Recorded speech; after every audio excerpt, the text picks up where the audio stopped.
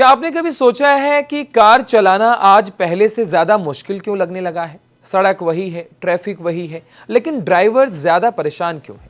वजह है कारों के अंदर हो रहा एक बड़ा बदलाव, जिसे हम रोज महसूस तो करते हैं, लेकिन उस पर खुलकर बात नहीं करते। कुछ साल पहले तक कार का डैशबोर्ड सीधा सादा हुआ करता था। हॉर्न, इंडिकेटर, वाइपर और एसी सब कुछ हाथ बढ़ाते ही मिल जाता था। लेकिन फिर कार कंपनियां भविष्य दिखाने लगी। बड़े टच स्क्रीन, कम बटन और पूरी तरह डिजिटल इंटीरियर। कहा गया है कि यही स्मार्ट ड्राइविंग है, यही मॉडर्न कार है। इसके पीछे कारण भी थे। टच स्क्रीन बनाना सस्ता था। एक ही स्क्रीन कई बटन और वायर की जगह ले सकती थी। सॉफ्टवेयर अपडेट से नए फीचर्स जोड़े जा सकते थे। और सच कहें तो स्क्रीन कारों को ज्यादा प्रीमियम और हाईटेक दिखाती थी, खासकर इलेक्ट्रिक गाड़ियों के दौर में। लेकिन धीरे धीरे यह सुविधा परेशानी बन गई है। एसी का तापमान बदलना हो या म्यूजिक का वॉल्यूम, ड्राइवर को स्क्रीन में मेन्यू ढूंढना पड़ता है।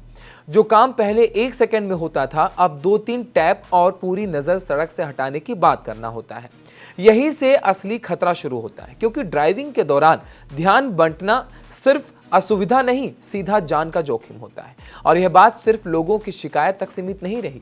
2020 में ब्रिटेन में हुई एक रिसर्च ने चौंकाने वाला सच सामने रखा। स्टडी के मुताबिक ड्राइविंग के दौरान टच स्क्रीन का इस्तेमाल करने से ड्राइवर की प्रतिक्रिया समय में 57% तक की देरी हो सकती है।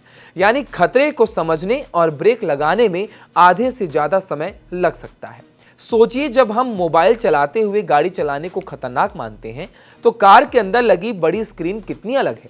फर्क बस इतना है कि वह मोबाइल जेब में नहीं, डैशबोर्ड पर लगा हुआ है। इसी वजह से अब नियामक भी सतर्क हो गए हैं। यूरोपियन यूनियन की स्वतंत्र कार सेफ्टी एजेंसी ने कार कंपनियों को साफ संदेश दिए हैं। अगर उन्हें 5 स्टार सेफ्टी रेटिंग चाहिए, तो इंडिकेटर, वाइपर, हॉर्न, लाइट और इमरजेंसी सिस्टम जैसे जरूरी फीचर्स के लिए फिजिकल बटन देना ही होगा। इस साल से ऐसे वाहन जो जरूरत से ज्यादा टच स्क्रीन पर निर्भर होंगे, उन्हें टॉप सेफ्टी रेटिंग मिलना मुश्किल होगा।